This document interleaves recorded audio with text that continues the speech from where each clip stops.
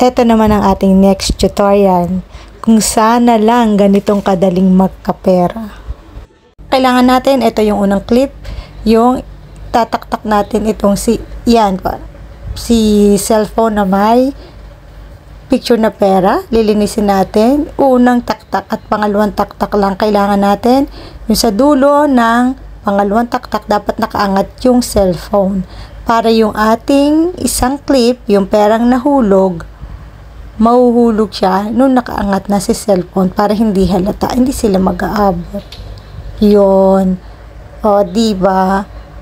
Ganun lang ka simple mga kabebang. Pero i-adjust natin ang speed nitong dalawa na to.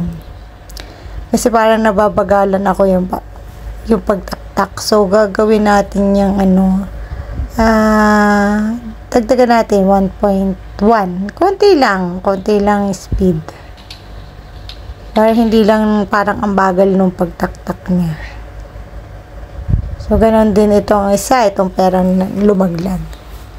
Yan. O, diba? Ganun lang kasimple. Ready to export na yan, mga kabebang. Huwag kalimutan ang 2K, 4K resolution at ang ating 50 frame rate.